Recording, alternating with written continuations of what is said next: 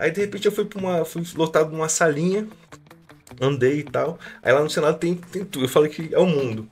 Aí tinha uma marcenaria. Aí do lado da marcenaria tinha uma sala. Dentro do Senado? Uma marcenaria? Exato. Aí do lado do. Revelações, viu, Thiago?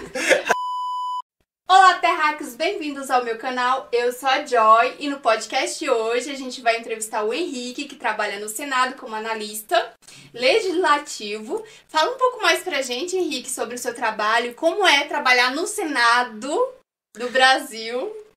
Olha só, uma coisa que eu fiquei impressionado, Joy, quando eu cheguei no Senado, é que o Senado é, na verdade, um mundo. Assim, tem tudo no Senado. Tem a TV no Senado, tem uma rádio no Senado, tem uma consultoria legislativa, tem os gabinetes parlamentares. Então, assim, tem uma parte de administração de tudo aquilo, de patrimônio e tal, tem obras de arte variadas no Senado.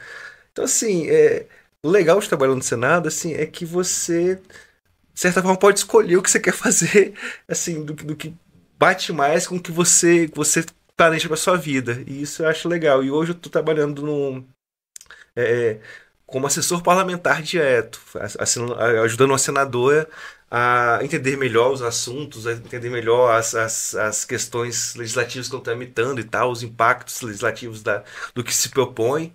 E está sendo uma experiência muito bacana, mas eu já fiz muita coisa diferente no Senado. Ah, imagino. É um ambiente que tem muita diversidade também, né? Muita gente que trabalha lá, várias culturas diferentes. Então, pra gente que não é daqui, saber um pouco mais sobre aquela cultura, sobre aquele ambiente é muito importante. Uma pergunta: o que te motivou a seguir uma carreira voltada para análise e avaliação de políticas públicas? Bem, foi uma história um pouquinho longa e tal, já tem 15 anos que eu tô nessa história.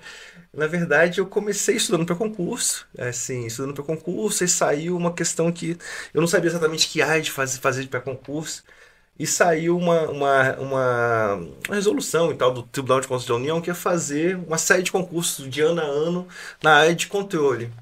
E eu comecei a ver questão de controle. Então eu vou estudar para isso aqui, que vão ser 4 anos, e eu vou começar a focar nessa área, que é um curso difícil de fazer. E fui com controle, passei na controle legal da União, como auditor. E depois, assim, eu vi que, na verdade, minha área não é muito controle, assim. Eu comecei a fazer auditoria operacional e tal, de conhecer melhor como as políticas funcionam na realidade, e não só se elas estão dentro das regras ou não. Então, assim, como as Não só no pessoas... papel. Não só no papel, exato. Eu falei, poxa, minha área não é controle, não é dizer se o cara tá certo ou tá errado. Minha área é mais, é saber o porquê que tá funcionando, por que não tá funcionando. Então, assim, me apaixonei por avaliação de políticas públicas e, graças a Deus, eu estou fazendo isso hoje. E quais foram os principais desafios que você teve nessa carreira? Primeiro que sei lá, é uma coisa que primeiro que é algo bem complexo. Você envolve questão de saber economia, saber um pouco de computação, saber um pouco você tem que saber um pouco de tudo, Das assim, leis. das leis, Das saber leis. como funcionam as políticas, ter muita questão é, de conversar com as pessoas, de saber como as pessoas, de conseguir tirar das pessoas o que elas às vezes não estão nem querendo dizer e tal, que não está funcionando, que todo mundo tá. Quando você vem perguntar sobre uma política pública, as pessoas vão comer e falar, não está funcionando. Não tá funcionando por quê e tal, porque tem medo de ser culpadas por não tá funcionando. Quando na verdade, assim, elas estão fazendo de tudo para dar certo. Ela devia ser aquela que tenta ajudar, mas lá todo mundo fica com um pezinho, com um pouco de medo de ser o culpado por não estar funcionando alguma coisa, é isso? Exato, assim, é tipo, você quer enganar o rei. Você tem essa questão de. Só uma dúvida, antes de continuar no tema, tem algo que você pensou, pô, aqui não vai ter isso, chega lá e tem, ou então você pensa que tem, chegou lá e não tem, dentro do Senado? Quando eu cheguei no Senado, você vem com aquela expectativa, né? Assim, pô, concurso do Senado é muito difícil e tal. E você vê que você vai trabalhar no Senado.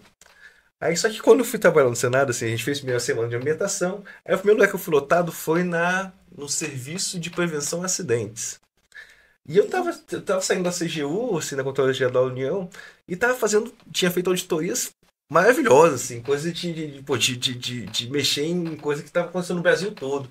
Aí, de repente, fui lotado numa salinha, andei e tal. Aí lá no Senado tem tudo. Eu falei que é o mundo. Aí tinha uma marcenaria. Aí do lado da marcenaria tinha uma sala. Dentro do Senado? Uma marcenaria? Exato. Aí do lado Revelações, viu, Thiago? Aí do lado dessa marcenaria tinha uma sala. E tinha um monte de extintor de incêndio e tal. Assim, eu tava no serviço de prevenção a acidentes. Aí. Prevenção de incêndio, eu acho. Aí assim, eu olhei assim, uma cadeira encostada, reclinada no computador. Eu olhei assim, poxa, isso aqui é o Senado, é aqui que eu vou trabalhar? Aí eu fiquei desesperado, assim, tipo, eu tava saindo de um trabalho que é realizador, né, na Controladoria da União, apesar de ser muito focado em conteúdo e tal, eu tava fazendo auditoria operacional e já tava fazendo uma coisa legal.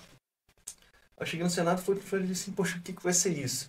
Aí eu fiquei lá. Mas você ficou dentro dessa salinha com... Não, na mesma hora eu liguei pro diretor e falei assim, não, Não era exatamente não é exatamente o que você aquele. esperava. Aí eu fui pro gabinete, assim, mas mesmo assim, eu tava no gabinete, foi até onde eu conheci o Toge, o Gustavo. Ah, Aí ele trabalhava lá comigo.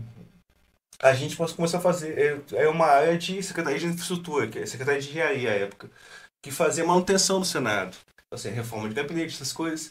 Só que não é aquilo que eu queria fazer. Eu fiquei 3 anos nisso aí, assim, e quase voltei para a Controladoria da União, porque, assim, não é para isso que eu tinha ido para o Senado, não é, assim, não é só questão de dinheiro, é questão de você fazer o que você te realiza profissionalmente também.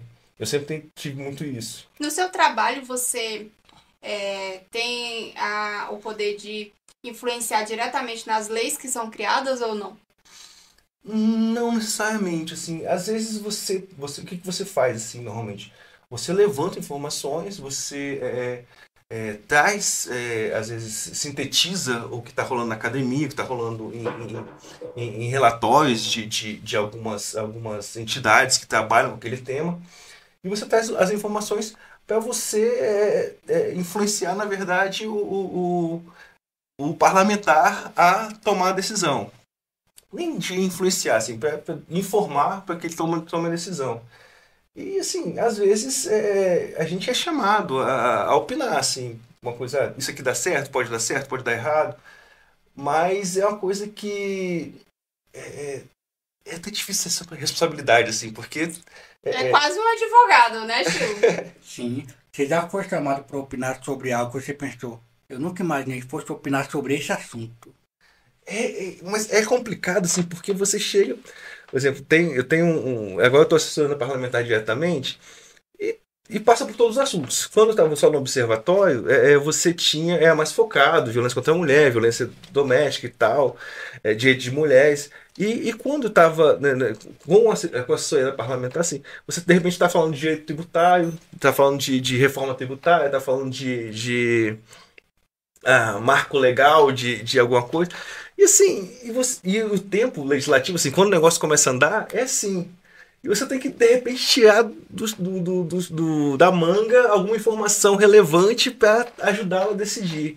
Então, assim, é difícil, assim, mas é muito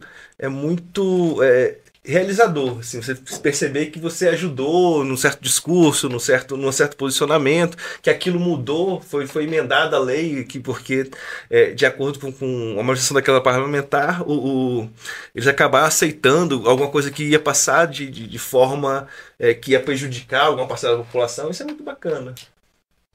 Nessa de chamar o pessoal para opinar, pode acontecer do tipo uma opinião ignorante no sentido da pessoa não entender sobre aquele assunto. De fato, tipo, eu não sei nada sobre isso, mas eu preciso opinar. E sim, você às vezes se sente impelido, às vezes, a dar uma resposta sem mesmo ter muita segurança sobre o assunto. Só que é uma coisa que você tem que aprender, assim, Então você já tem um tema antes, você vai dar uma estudada para depois, não é na hora. Às vezes não tem tempo para isso, mas sim, mas uma coisa que você tem que aprender é dizer que você não sabe daquele assunto naquele momento, assim, uma coisa que logo no começo, assim, desse contato com o parlamentar direto, é um negócio muito complicado, assim, que eles estão, tudo é muito rápido, muito apressado, e eles normalmente têm uma relação, assim, muito... de cima para baixo e tal, assim, aí você, no começo da relação, você fica aquela, assim, eu tenho que dar uma resposta. Só que depois você começa a pensar assim, não, ele já sabe, ela já sabe que que eu sou bom no que eu faço. E assim, se eu tiver um tempo, eu vou dar uma opinião. Então, quando eu não sei alguma coisa, é melhor falar que não sabe, do que começar a gaguejar, enrolar, e eu perceber que você tá enrolando, essa coisa assim. Pra depois dar uma pesquisada no Chilo, né? No chat GPT, não, Chilo? Ah, deixa eu te perguntar. Aproveitando o assunto de chat GPT e tudo mais, já chegou a algum consenso o que seria inteligência artificial no cenário? Ou não entraram nesse assunto ainda? Ah, com certeza já deve ter entrado, né? O Senado está trabalhando com isso, está trabalhando com... Inclusive tem plataformas do governo que já tem inteligência artificial. Sim, o Senado usou a inteligência artificial agora na reforma tributária para fazer a análise das emendas, que foram 1.283 emendas, um tempo muito curto para entender todas elas e tal. Então, essa organização, entender qual o sentido delas, o que elas traziam de inovação, quais são semelhantes a outras e tal. Mas Foi tudo com o você chat acha que é GPT. 100% confiável usar inteligência artificial numa área do governo ou no governo, assim? É porque ainda eu acho que ainda não tá... Tem assuntos que eu não sei se deixar por conta da inteligência artificial 100%. É porque assim, eu como robô, eu posso dizer que a inteligência artificial, ela é lógica. E muitas coisas de legislação é humana.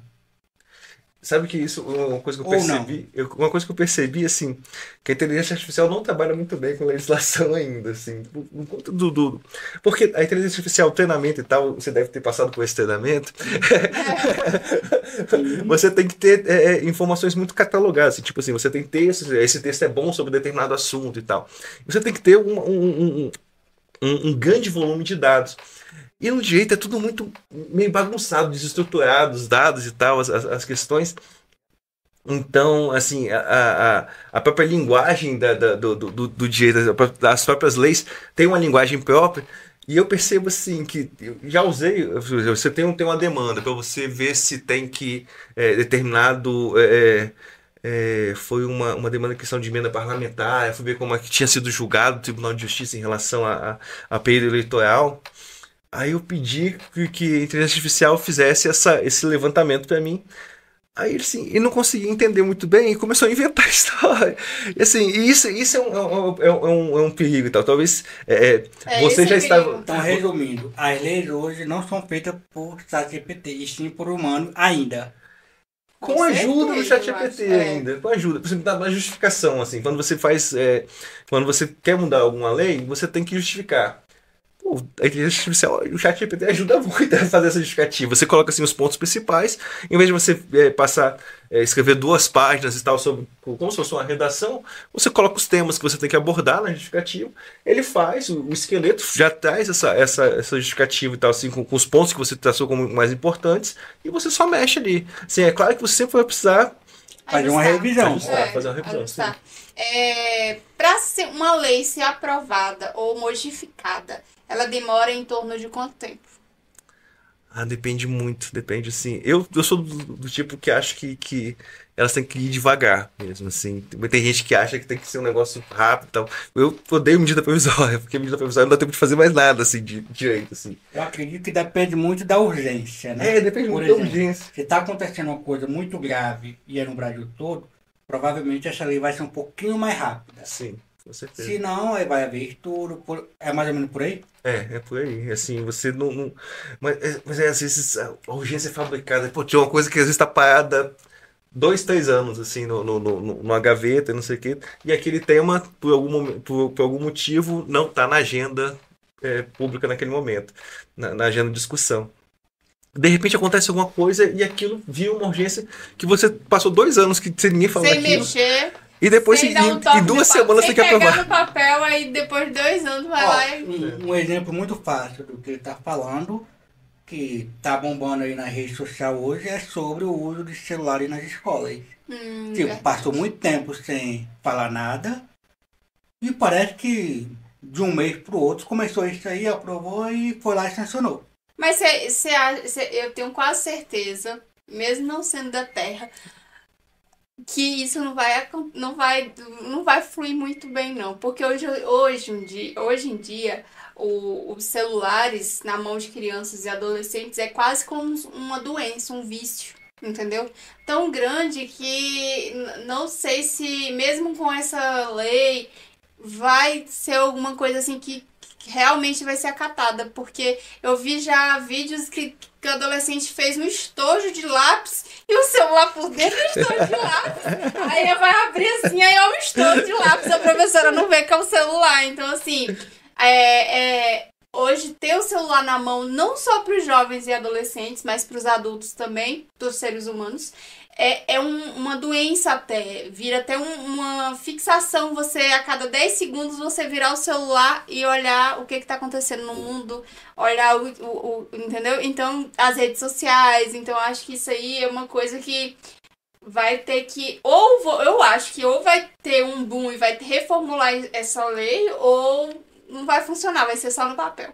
Minha filha tá desesperada com essa história, minha filha mais velha, tá? Ela tem 12 anos. Ela tava esbravejando contra o governo, porque ela não vai poder usar celular na escola. Mas aí eu falo, não, eles. Bom, a geração passada sobreviveu. Pois é, né, tio? Eu não tinha nem. Eu cresci, não tinha nem computador pessoal ainda. Quando Pois é. Foi com, sei lá, uns 10 anos que começou a surgir os meus PCs e tal. Então, assim, a gente vive sem o celular. Mas é difícil, assim, querendo ou não. E tem uma coisa também que de certa forma, o celular hoje é um tudo seu, assim. Você tudo no trabalho, eu não consigo trabalhar sem celular. Não, eu também. Porque eu tenho que acompanhar as coisas que estão acontecendo, tem que. Às vezes você precisa olhar um dado na hora e tal, que você precisa. Às vezes o computador não dá para levar em todo lugar. Então, assim. Eu acho que vai chegar um meio termo também, assim. Primeiro você corta direto, assim, vai ter uma resistência, mas assim, depois vão sentir falta, assim. Eu acho que tinha que tentar, de repente, integrar mais o celular ao processo educativo. Você acha que essa nova lei do governo quanto ao uso de celular nas escolas foi devido à alta taxa de alunos usando o ChatGPT para fazer prova? Não sei te dizer, assim, não vi isso nas discussões, assim, a questão do chat, mas a questão da atenção, assim, de reter a atenção. Sim. Eu mesmo, quando vou estudar com a minha filha, às vezes eu fico pensando, poxa, se ela não assistiu aula, parece que ela tá vendo o assunto pela primeira vez quando a gente tá estudando, ela tá no celular, e assim, você fica nessa questão, assim, porque talvez seja uma resposta para um problema que nem é do celular, assim, que faz parte também da questão do mundo mais conectado, que você tá. As pessoas estão mais dispersas às vezes, assim, de repente as crianças estão mais dispersas. E às vezes não é nem questão de estar olhando o celular ou não, assim, é questão de que tá mais difícil você focar no professor falando durante 40 minutos e tal. Fazendo uma analogia fácil aqui, é como a geração passada cresceu com o tal do minigame. Então, troca o celular pelo minigame, o efeito é o mesmo. Essa aí eu não cheguei a usar O esse minigame não. é o negócio de falar que tinha 1000 jogos, mas só tinha 10 e o resto era tudo repetido. É aquele que tinha cobrinha? Você lembra disso? É um que tinha cobrinha? O da cobrinha. Esse aí eu usava. O da cobrinha, o tétrico, por aí vai. Esse eu No fim das contas, é o mesmo efeito, porque o aluno está prestando atenção no minigame e não na aula. Sobre o Observatório da Mulher, eu queria que você falasse um pouco, porque eu sei que na sua carreira foi um ponto muito importante, né? E ainda eu acho que é um tema muito importante. E eu queria que você falasse um pouco como foi esse projeto do Observatório da Mulher no Senado. O observatório, assim, como é que fui acabei parando no observatório, que foi legal. Eu tava nessa secretaria de engenharia, fazendo reforma e tal, que aquilo tava me matando um pouquinho a cada dia. E eu tava tentando sair para voltar a fazer avaliação de políticas públicas e tal. E então eu tive a oportunidade de ir para a consultoria legislativa e trabalhei com uma avaliação da política de enfrentamento à violência contra as mulheres. E depois, com base nesse resultado desse trabalho com a equipe da consultoria, fala assim, não, a gente vai ter que montar, que a gente percebeu que os dados estavam muito ruins. Assim, até para fazer a avaliação da política, estava difícil porque os dados eram muito ruins. E a gente falou assim, vamos fazer então um observatório. Então decidimos montar um observatório no Senado. E como eu tinha participado desse trabalho de avaliação em 2015, em 2016 eu fui convidado a ser uma das 6 pessoas que foi lá para montar o observatório. Uma experiência de você você montar um órgão assim do zero, assim, você tinha o que ele tinha que fazer e tal, mas em linhas gerais, assim, a lei aceita tudo. Mas como é que eu vou fazer isso? Onde é que eu vou achar essas informações? Com quem eu tenho que conversar? Com quem eu tenho que fazer? A gente fez uma reunião com a ONU, com experiência de observatórios de outros de outros países também e tal, para ver o que a gente ia fazer. Poxa, assim, foi um salto, assim, tipo, eu tava. Eu cheguei no Senado, uma sala que tinha um monte de instrutores discentes, aí de repente estou encarregado de ajudar a montar uma coisa que vai, assim, ajudar a definir o que vai se votar ou não naquela área e tal. E muitos dos trabalhos dos observatórios ajudaram a influenciar as leis que foram aprovadas na questão da Lei Maria da Penha, na questão de todo ano do discurso e tal, dos dados, de encontrar os dados para os discursos parlamentares. Então, assim, foi uma experiência muito bacana, assim, e foi minha entrada, assim, de verdade na área de avaliação de políticas públicas, assim. O que te impactou, né, nessa coordenação dentro do Observatório da Mulher? Você chegou a ter vivências com mulheres que sofriam violências domésticas ou alguma coisa assim? Fez alguma entrevista com alguma mulher ou passou por alguma coisa que te deixou impactado? Sim, assim, na verdade isso não é muito o papel do observatório, que a gente trabalha mais com dados secundários, né? E às vezes fazia algumas pesquisas qualitativas, mas uma hora ou outra acabava esbarrando com a pessoa que tinha um histórico de violência. E aquilo, assim, é muito impactante, assim, porque você percebe que é uma coisa muito, muito, que mexe muito com a vida das pessoas, assim, é uma quebra de confiança, assim, um relacionamento íntimo, você, de repente, começar a sofrer violência, e a gente estudava muito isso, a questão de você demorar a se perceber em uma situação de violência, achar que aquilo é normal, até porque a gente vem é muito recente essa questão do enfrentamento à violência contra as mulheres, e você, por exemplo, eu sou mais velho que vocês, eu fui criado numa relação, enfim, que o homem é o dominante mesmo. Então, assim, você tinha que chegava, todo mundo fazia silêncio para poder dormir, não sei o que lá, cansado do trabalho, e aquela questão de ser o provedor. Poxa, e hoje isso não existe. Ainda bem que eu cheguei depois, né? Ainda bem que a gente chegou depois na Terra, não sei mais isso aqui não. As mulheres no passado, muitas, talvez não cogitaram a possibilidade de mulher ser o que é hoje. Talvez tivesse uma ideia na cabeça, mas não a possibilidade, poderia ser assim, vai ser assim, porque o futuro é incerto. O difícil é essa questão da violência e tal, porque é uma questão também que passa muito pelo lado cultural, assim, você naturaliza, e esse que é o complicado, assim, que você impacta também as crianças, porque as crianças se convivem num lar violento, elas começam a naturalizar aquilo, tanto os meninos que veem, assim, aquela relação como o papel masculino, quanto as próprias meninas que começam a naturalizar aquilo como uma relação é a relação que eu vou ter com meu marido quando eu crescer. Então, por isso que é importante, assim, a questão da educação na escola, de mostrar que aquilo não é natural.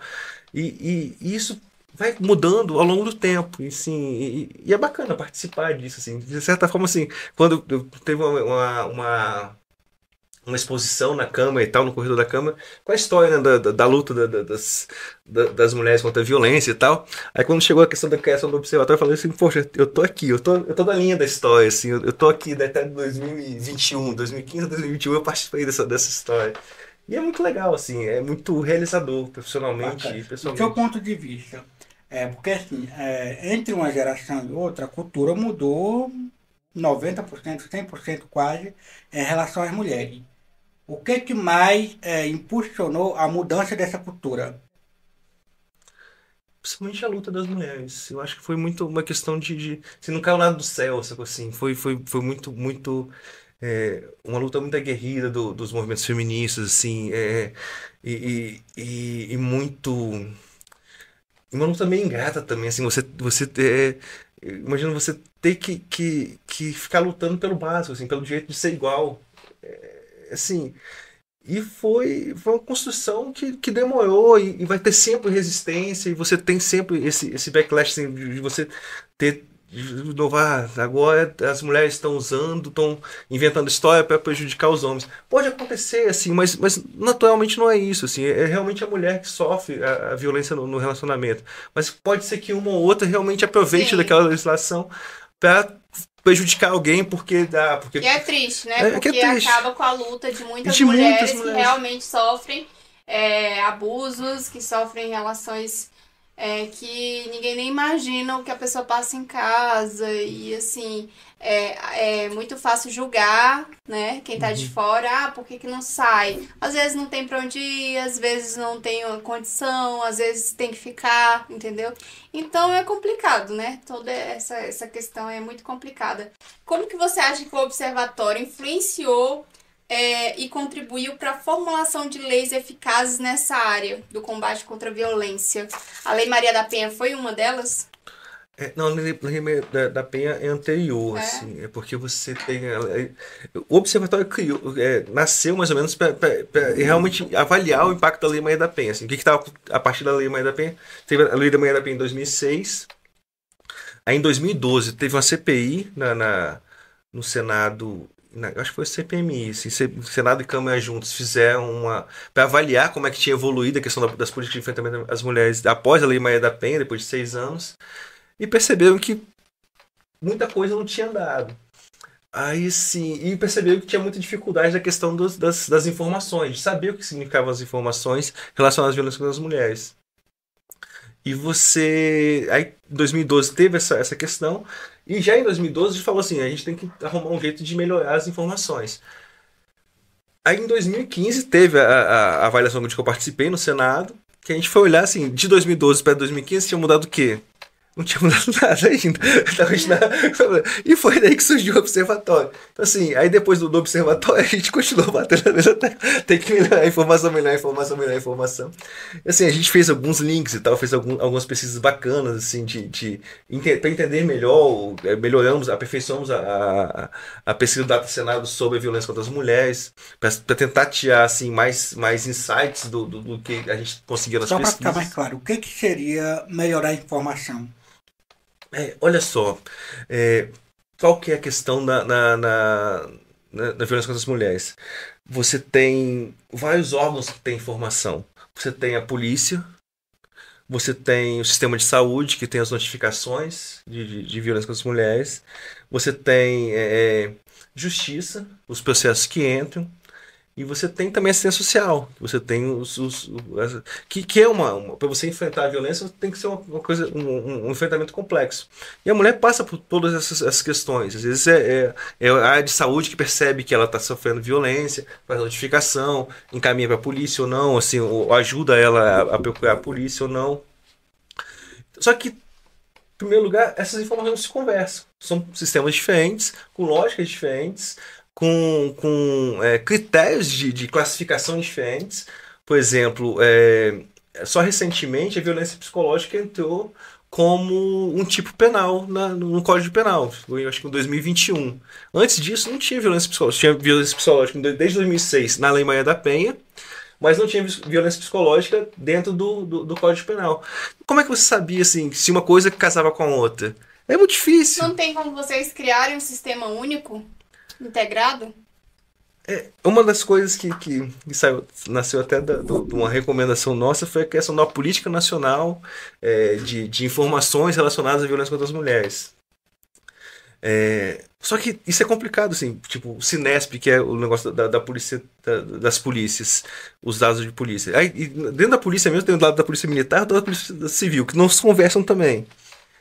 E você tinha questão de que você passou 20 anos tentando melhorar o Cinesp para ter informação das polícias é o Sistema Nacional de Informação da Segurança Pública do país todo, só que a segurança pública é muito regionalizada, muito estadual. Você não conseguiu fazer em 20 anos isso aí. Nem para outros crimes, nem para crime de homicídio, latrocínio. Com o ChatGPT isso evolua, né, Chico? Mas só para esclarecer também, eu entendi o que ele quis dizer, que é o seguinte: todos os órgãos já têm seu sistema próprio para poder trabalharem. Se você cria um sistema unificado só para mulheres, é mais um sistema para treinar funcionário, para mexer, e é mais um sistema que pode pesar nos computadores dos órgãos e assim por diante. Estou errado? Sim, exato, assim, e aquela história, assim, e como é que você vai colocar essa informação no sistema? Se cada órgão diferente tem a sua lógica de que informação é importante para ele. Agora você imagina, tem um sistema só para mulher, tem um sistema para outro assunto, tem outro. Você vai ter um monte de sistema para um monte de coisa. Mesmo que seja unificado, é um monte de coisa, um monte de assunto, cada um sistema. É. E sobre a inovação no Senado? Você acha que atualmente, desde a pandemia até agora, eu sei que a pandemia ela veio e mudou a vida de muitas pessoas no mundo inteiro, né? Mudou também no Senado, além da vida das pessoas, mudou dentro das políticas públicas. Mas desde da pandemia, você acha que teve modificações e mudanças e inovações dentro do Senado? Sim, muito, principalmente porque a galera aprendeu que dá para trabalhar remotamente também. Até demais. Até demais. Até difícil chamar o pessoal de Nada volta. não, né, tio? Até demais lá, viu? Remotamente. Mas já vimos audiência de juiz trabalhando de shortinho em casa. Ô, gente, eu vi um dia desse, meu Deus, eu ri tanto, ele não sabia que ele tava sendo... Que ele tinha ligado a webcam, gente. Aí o advogado do outro lado, não sei se era o juiz ou era o advogado do outro lado, e ele de shortinho apareceu só aqui de camisa. Estilo Jornal Nacional. Não, isso foi meu uniforme há muito tempo, na época da pandemia auge e tal, que a gente trabalhava só de casa e tal. Assim, botava uma camisa social por cima e embaixo tava de bermudas, não precisava nem. Então, assim. O problema não é estar assim, o problema é revelar. É revelar. Mas o que a gente aprendeu, assim? Primeira coisa, tipo, aumentou muito a produtividade legislativa a partir desse aprendizado. Assim, hoje a maioria das reuniões são presenciais, então, mas isso tem uma coisa importante para votar. Você sabe que você tem um tempo exíguo de votação durante a semana, assim, é de terça a quinta. Não é porque o parlamentar não trabalha, só trabalha 3 dias, não, tá? Na verdade, sim. Isso é só para os políticos, né? Não tô falando sério, assim. Eu não tenho a condição de trabalhar o tanto que a minha senadora trabalha, assim. Ela tem um pique maluco. Porque, assim, a partir do momento que você vê parlamentar, você não vai mais a um aniversário que não seja trabalho. Você não vai a um casamento que não seja trabalho, assim. Você escolhe, assim. Então, você passa esses 3 dias aqui, assim, no terça, quarta e quinta. Mas na sexta-feira você volta pro seu reduto eleitoral e você tem que saber o que está acontecendo lá. Você tem que conversar com as autoridades de lá para saber, para pegar as demandas. Então, assim, e as pessoas te procuram para falar assim: olha, está com problema nessa ponte aqui, precisa fazer reforma, tem uma peça que eu preciso fazer, essa peça tá perigo para as crianças e tal. A gente quer emenda parlamentar, agora tem muito negócio de emenda parlamentar. Então, assim, então é muito corrido. E, assim, muitas coisas, às vezes, deixavam de ser votadas porque não conseguia fazer o quórum, não ter quórum presencial. Hoje em dia, não tem mais essa questão de não teve quórum, assim, porque você abre uma reunião semipresencial, quem estiver lá, vota por lá, quem estiver fora pode votar pelo aplicativo e tal, do próprio celular. Então, você agiliza o processo. Então, assim, isso se aprendeu com a pandemia, assim, que dá para fazer dessa forma. E eu acho bacana, assim. Eu não gosto muito dessa velocidade do processo parlamentar. Eu acho que as coisas têm que ser mais devagar, mais pensadas. Tem que analisar melhor, ouvir melhor as partes e tal. Mas, sim, tem assunto que é urgente, tem assunto que você precisa dar vazão, porque as pessoas estão precisando daquilo na hora. E, assim, isso, depois da pandemia, como se confia mais nesse trabalho remoto, eu acho que as coisas estão andando de forma mais tranquila nesse sentido. Então, assim, a gente, e no começo teve essa desconfiança? Trabalhar remoto, será que vai dar certo? Ou o pessoal aderiu de forma unânime? Não, vamos fazer assim. No começo teve muita bateção de cabeça, assim, porque é difícil você sair da questão de... eu mesmo tinha uma chefe que ela ficava sem saber o que fazer, porque o trabalho dela é ficar botando o pescoço atrás de saber o que você estava fazendo e tal, assim, é muito contato físico, assim, não tinha muita questão de fazer esse controle mais distante. Então ela se sentiu muito incomodada com essa questão. Mas, sim, e teve lugar, assim, que... demorou a se adequar, que você deixa de focar na questão de você estar ali presencialmente nas 8 horas, 9 horas e tal, com uma hora de almoço. Mesmo que você às vezes esteja jogando paciência no computador, você tem que estar lá às 9 horas. Quando você e passa por uma cultura de você ter que definir exatamente o que o cara tem que entregar. Assim, então, o cara não precisa ficar sentado ali 9 horas por dia, desde que ele entregue tais produtos nessa semana, ou nesse dia, tem que ser nesse momento. Então, assim, eu acho que muda a cultura, assim, não é questão assim, não basta o cara estar ali, o cara tem que entregar alguma coisa. Eu acho, assim, tem vantagem nessa cultura. E particularmente para você, foi a melhor decisão? Hoje eu trabalho mais presencial, né? Assim, porque na terça, quarta e quinta tem que estar lá acompanhando a senadora. Mas segunda e sexta, eu quase não vou lá. Assim, eu posso trabalhar remotamente. Não quer dizer que eu não trabalho na segunda e na sexta. Assim. Normalmente eu estou estudando alguma coisa, estou pesquisando alguma coisa, adiantando as pautas que são mais sensíveis e tal para os temas que ela aborda com mais frequência e tal, para não ser surpreendido na hora da votação. Então você tem que analisar todas essas comissões que vão funcionar, que vai ter legislação sensível e tal para o projeto político dela. Então, assim, é uma questão de você dosar. Assim, você tem que estar lá quando precisa estar lá. Você, assim, tem hora que está tendo a reunião, você tem que estar lá do lado para trazer uma informação na hora. Tem que ter o teste a teste. Então, assim, é muito importante até para você conseguir fazer agilizar as coisas, você conhecer as pessoas e tal. Eu acho assim que isso nunca vai se perder, assim, o contato pessoal é bem melhor do que você o contato só por telefone. Mas hoje, gente, tem um problema do trabalho remoto, é que você começa a trabalhar 24 horas por dia, porque qualquer hora você pode receber um WhatsApp e tal. O Chilo sabe muito bem sobre isso. Esse aí é um assunto que ele domina bem, viu? Você recebe qualquer hora, assim, eu tava de férias, aí, pô, o cara chega assim, ó, tem um não sei o que, tem um projeto da Receita Federal, que é isso, aquilo, que é aquilo outro, vocês estão interessados? Meia-noite, 1h da manhã, né?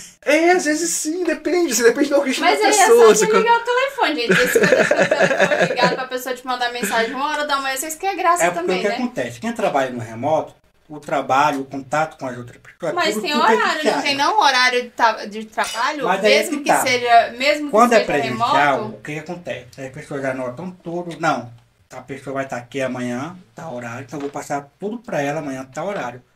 No remoto, não. Ou eu lembrei agora, ó, vou mandar para ele agora. Não precisa a pessoa responder. Às vezes a pessoa está esperando que você responda na mesma hora. Assim, É só você mandar. De quem responde. Mas é aquela história assim, tipo, na hora que você recebe, tipo, se for um negócio mais complexo, a pessoa está pensando que você vai pensar nisso no outro dia. Mas quando você percebe assim, poxa, isso aqui vai dar trabalho, ou então você gostou do tema, assim, poxa, isso aqui vai ser legal de fazer. Você já começa a pensar naquilo, assim, você não desliga. Tipo, na hora que você tava... Resumindo, tá trabalhando. Tá trabalhando, assim, mesmo que você não esteja ali sentado, descrevendo alguma coisa, você já tá pensando no assunto. Então, assim, tem esses desafios, tá? De você se desconectar realmente do trabalho. Mas em questão de por exemplo, quando eu trabalho só presencialmente, é muito difícil, assim, que eu moro em Águas Claras, eu trabalho lá no centro de Brasília e tal. Então, assim, é muito ruim o tráfego de Águas Claras para lá nos horários de pico. Hoje em dia eu não preciso mais preocupar com o horário de pico. Então, assim, porque eu posso estar lá só no horário que eu realmente preciso estar lá. Uma pergunta importante que os nossos telespectadores pediram para fazer. Você já chegou a presenciar algum tete-a-tete, ou brigas, ou acaloradas, ou discussões mais acaloradas no Senado? Sim. Mas o Senado é bem tranquilo, pra falar a verdade, assim. Mas às vezes sempre tem. Olha que eu já vi na TV. Tem. Você pode nos dar a graça da fofoca? Não precisa citar nomes. Tem umas figuras que sempre arrumam, mas eu acho engraçado o Senado, assim, porque ele tem uma cultura mais de criar consenso e tal. Então, normalmente, as confusões não vão muito adiante. Não ficam muito no público. Não ficam muito no público, assim. É questão de... Eu já ouvi falar na reunião fechada e tal, eles bateram boca. Mas, assim, na hora que estão ali na frente às câmeras, fazendo... Eles fazem essa questão de aquela pose mais... De mostrar o celular. É aquela história, assim... Não é como aquelas votações dos vereadores na Câmara, que do nada alguém pula em cima de alguém, cadeira rola em alguém. A maioria das vezes, na frente das câmeras, é mais pra mostrar que tá ali, é isso? Não é nem isso, assim. Ou é genuíno? Mas é porque o senador normalmente já chega lá com uma bagagem maior. Então, assim, é um cara que já foi governador, é um cara que, assim, é uma votação majoritária, então é um cara que já foi deputado por um tempo. O cara não cai, assim, de paraquedas no Senado. Normalmente ele já tem uma história, uma trajetória política maior. E quando você tem uma trajetória política maior, você começa a perceber que não adianta ficar batendo boca, dando porrada. Mas é mais dos novatos. Não é nem dos novatos, eu acho que é mais a votação da Câmara. Do nada a gente vê umas coisas assim na internet que a população fica, meu Deus, esse povo não tem senso. Mas Joyce, sabe que às vezes é uma questão assim, que às vezes assim, é o que se espera do papel. Assim, você tá ali, tá representando um papel, de certa forma. Você tá ali para representar a população que votou em você. E esse eleitorado que votou em você espera que você age de uma certa forma. Quando se vota... Então é meio negócio cultural. Decoro, então, assim, quando tá no Senado, assim, você imagina que o cara tá ali, assim, para ter esse papel mesmo de casa revisor, de chegar, de pensar as coisas com mais calma, com mais tranquilidade, com a cabeça mais madura. E às vezes na Câmara, se quer do deputado, esse negócio do embate mesmo, assim, como tem mais deputados. Então, assim, de certa forma, eles estão representando o desejo do seu eleitorado. O político, ele é o reflexo de quem votou nele. Exato, sim. Ele tá ali para, assim... Principalmente agora, com essa questão das mídias sociais, assim, isso ganhou uma projeção gigante. Antigamente tudo passava pelo filtro das grandes mídias, assim, dos grandes empresas de jornalismo e tal. Hoje em dia não, assim, hoje em dia todo parlamentar carrega a tia cola, um assessor de imprensa e tal, e faz TikTok, faz Instagram e tal. O bom é que criou muitos empregos para isso.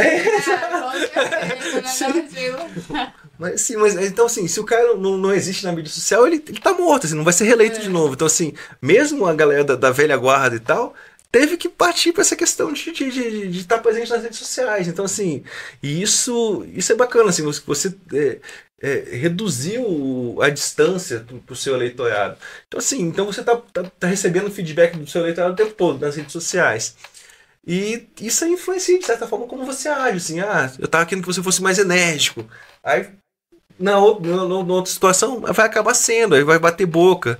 Assim, se você pensar, não, eu gostei da sua serenidade e tal, a pessoa começa a ouvir isso, então age de uma forma mais serena. Então, eu acho que é isso também. Uma pergunta importante. Se você pudesse escrever uma política pública para o Brasil inteiro, sem restrições orçamentárias ou políticas, qual seria? Eu queria galera sentasse para conversar mais. Assim, hoje tá muito, muito complicado. Assim, eu trabalho com informação e tal, assim, e hoje tá muito, essa polarização dificulta, assim, você tem essa questão das redes sociais, é tudo muito rápido. Às vezes você tem um assunto que surge, uma proposta de lei, e de repente já tem, assim, quem sai na frente ganha. Tipo, você já tem o primeiro vídeo que viralizar, falando bem ou falando mal daquele negócio, já ganhou repercussão e tal. E não dá tempo nem da galera discutir realmente, assim, os impactos, realmente, prós e contras, que tudo, assim, nada é perfeito. É aquela história, vocês falam, eu gosto do feijão em cima do arroz. Por que desse jeito? Não pode ser do outro jeito? Um exemplo do que você falou seria o debate que se acalorou quanto à questão do PIX e da Receita Federal? Sim, foi um desses, assim, de repente... Porque o governo voltou atrás na lei, praticamente. Sim. Porque a fake news, muitas vezes... ou então, assim, eu sei que não era bem a fake news, porque querendo ou não, eu entendo que se a Receita Federal tiver o levantamento de ganhos que as pessoas têm, ela vai declarar todo ano, né? Uhum. Ela tem que declarar. Algumas pessoas, você sabe que às vezes não declara tanto, né? Não tem como, por Pix e tal. E aí, querendo ou não, no final, quando ela fosse declarar, a Receita Federal já teria todo um levantamento do histórico dela de ganhos, né? Uhum. Não ia ter taxa em cima de Pix, mas querendo ou não, a Receita Federal ia ficar em cima de valores menores. E aí o governo voltou atrás quanto a esse assunto. O que você acha, assim, mais ou menos, a sua visão do que foi aquilo dali, aquela rapidez toda, tanto para criar a lei, quanto para voltar atrás na lei? Esse que é o negócio, assim, porque de uma certa forma, em primeiro lugar, assim, o que eu acho que foi mais complicado é que não foi uma lei, foi uma resolução da própria Receita Federal. Então, se o negócio vale, sem discutir. O legal de passar, de ter o processo legislativo, isso é bacana, porque assim, você entra um negócio que é complexo, que é tipo regulação de redes sociais, entra no debate na Câmara, no Senado, você passa todo aquele processo lá em que vai dar essa confusão. E não está valendo ainda, assim. Enquanto não está aprovado, não está valendo a lei. Então, assim, você tem tempo de ajustar as coisas. No caso do Pix, não teve esse tempo, porque assim, na hora que a Receita Federal coloca o regulamento, uma norma infralegal, aquilo já está valendo. Só que não discutiu aquilo com ninguém. As pessoas assim se assustaram com aquilo. E ver essa questão assim, e teve uma reação muito forte, muito grande e tal, até com muita desinformação. E não tinha mais como conversar sobre aquilo, assim, de prós contas, de fazer ajuste, isso aqui não tá legal, essa questão de você, pô, realmente, o cara vai ter uma devassa. Mas muita gente se aproveitou dessa questão e fez vídeos que viralizaram, como você falou. O vídeo que viralizar, que sai na frente viralizando, é o que vai ganhar. Eu vi deputados que fizeram meio que uns vídeos aí que viralizou e a galera foi em cima apoiando. Onde é que eu voto? Você tá defendendo a gente. Se aproveitou da situação meio que pra, né, já arrecadar aquele eleitorado. Já. Por que revogou tão rapidamente? Porque foi muito teve uma reação muito ruim e esse que é o problema, assim, porque foi uma coisa que de repente não foi muito pensada antes. Ninguém imaginou que uma resolução, porque a Receita Federal já faz esse levantamento com cartão de crédito, com outros meios de pagamento. Sim. Se você fizer um saque mais alto, você tem todas as informações que estão circulando, vão para a Receita Federal, assim, os bancos você tem que dar. No questão do Pix, eu vi que assim, que o Banco do Brasil, a Caixa Econômica já fazem esses relatórios para a Polícia Federal, não, para a Receita Federal. Mas assim, é questão de que você eu acho que antes o limite era R$ 2.000 de cartão de crédito para você enviar as informações, até aumentou esse limite para R$ 5.000, mas incluiu o Pix. O Pix vai ter que ser incluído nessa regra porque a Receita Federal sempre faz esse monitoramento das transações financeiras exatamente para ver se bate com a declaração. Mas assim... mas no grosso, com a nova resolução, na prática não mudaria nada? Seria isso? Ou... não, mudaria porque colocaria o Pix. Assim, é uma atualização da regra que existia para incluir um novo meio de pagamento que é o Pix. Mas o banco já não faz esse relatório por Nem todos os bancos, as fintechs, por exemplo, se você tem um mercado pago da vida, então esse aí não está obrigado a mandar esses relatórios. Então, assim, isso aí vai fazer assim, equalizar as informações mandadas por todas as instituições financeiras que fazem o Pix para mandar essas informações. Só que é aquela história, assim, como você foi um negócio de repente desse jeito, e eu acho que eles nem imaginaram que isso poderia causar essa repercussão, porque a regra é meio que burocrática e tal, se você está atualizando uma resolução com um meio de pagamento que não existia na época da resolução anterior. Então você imaginou, talvez não estivesse imaginando que isso teria tanto impacto político. Então a lei surgiu e as pessoas imaginaram outra coisa. Porque não foi lei, assim, esse que é o problema, assim, não foi lei, foi uma resolução. E resolução não tem tempo de discutir. O legal da lei é que ela tem que passar pelo Congresso. Na hora que ela está passando pelo Congresso, tem todo esse tempo de discussão. Não é um negócio que começa, tipo, na hora que apresenta o projeto de lei, ele não está valendo, ele não tá causando impacto na realidade. Na hora que você faz uma resolução, já está valendo para a realidade, já está mudando a realidade e não foi discutido com ninguém antes. Assim, pode ser que a forma não fosse perfeita, assim. Isso é aperfeiçoado o processo legislativo, você chegar e discutir.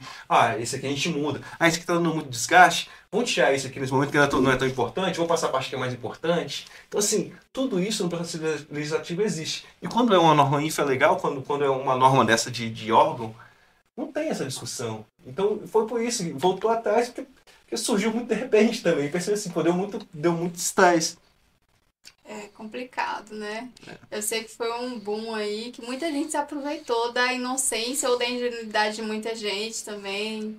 Ou não, né? Porque às vezes vai que realmente foi bom ter voltado atrás, porque querendo ou não, quando você declara no final do ano, como você disse, tem muitos bancos que não é obrigado a mandar. Uhum. E com a mudança da lei ia ser obrigado a mandar. E muita gente que trabalha informal ia se prejudicar, querendo ou não, ia ter um prejuízo com essa questão dos valores enviados, todos os valores que a gente sabe que nem todo mundo faz assim. Não, às vezes não tem nem contabilidade disso. Se você tem um pequeno negócio assim, de você ter até 5 mil reais por mês e tal, assim, às vezes a pessoa não tem como ter um sistema de contabilização muito eficiente. Tal, contratar Sem falar que dependendo do tipo de negócio que ela trabalha, desses 5 mil, sei lá, 80% é só custo.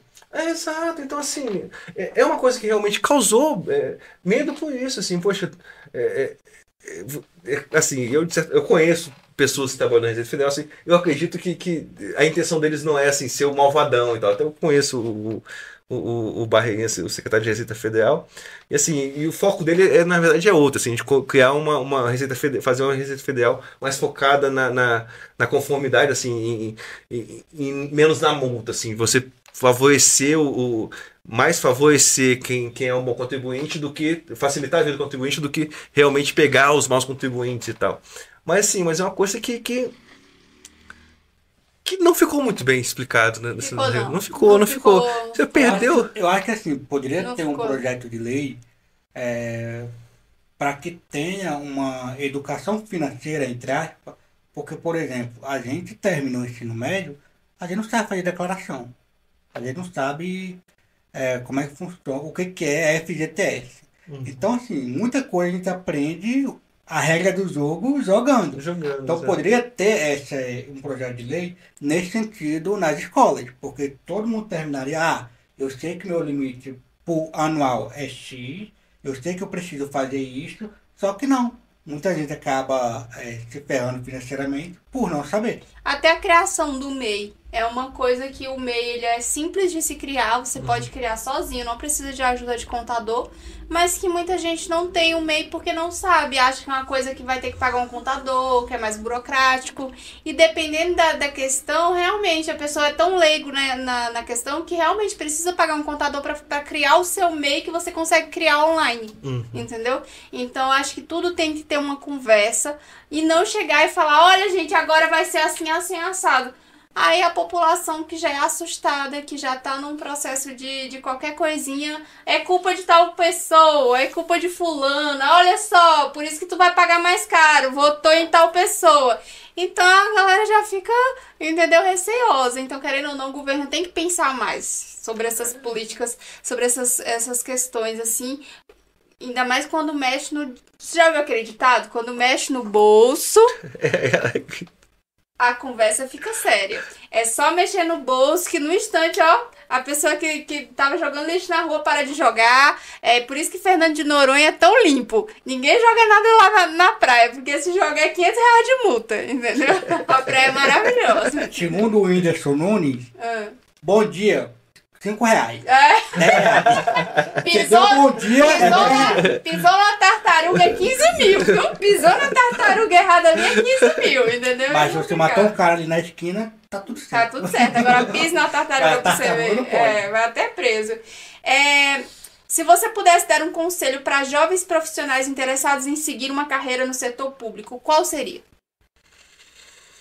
Primeiro, assim, você tem que ser vocacionado, assim. Eu acho que não é só questão de, eu tô procurando um carro com mais estabilidade e tal, assim. Eu acho que você tem que ter na mente que é interessante esse papel de você tentar ajudar as políticas públicas a ajudar a vida das pessoas e tal. Você tem que ter a questão de... Não pode ser pela segurança, não pode ser pelo dinheiro, assim. Eu acho que tem que ser mais questão de entender para que você está ali, assim, o que você está fazendo e aquilo.